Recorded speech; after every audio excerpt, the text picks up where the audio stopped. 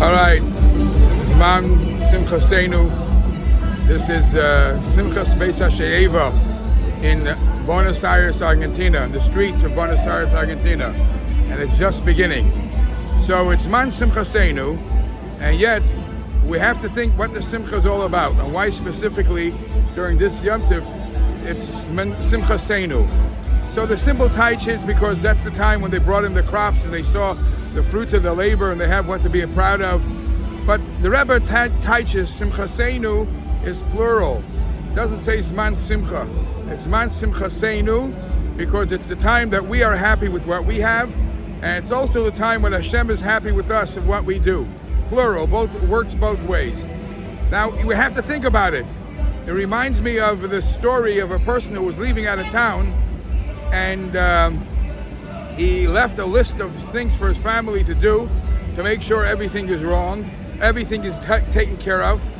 And he gave them the list. He said, here's A, B, C, D that has to be done. Okay, when he came back, he sees that nothing was done. So he asked his family member, did you do what I tell you? She says, sure, I read the list every day.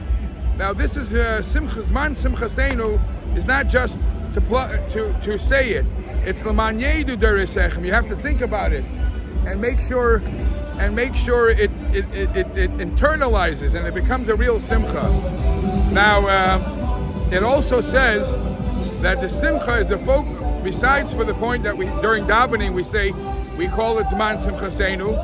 It's also a vocal point for the fact that we sit in a sukkah. Obviously, sukkah is special because Ru'uyin Ko Yisrael Leisha B'Sukkah Achas, and we all sit together. The Daled Minim are all together, symbolizing of the unity. And there's no greater simcha for a father when all his children are unified. But there's another thing in simcha.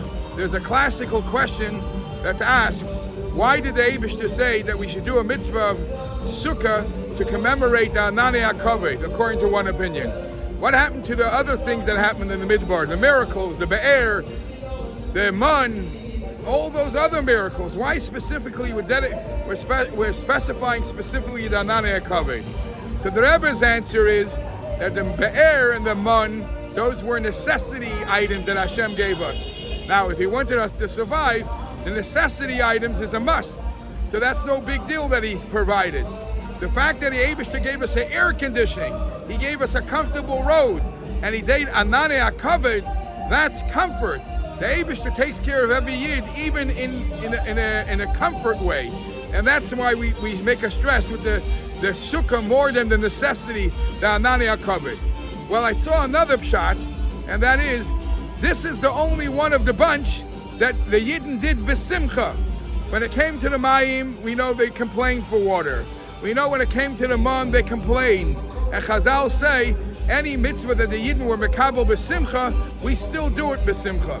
So therefore, dafka the Ananei HaKavod, which came across and helped the Jews, and the Yidden accepted it and they loved it and they didn't complain for it, we still do it b'simcha, and that's why the great celebration of Zman Simchasenu on Sukkot.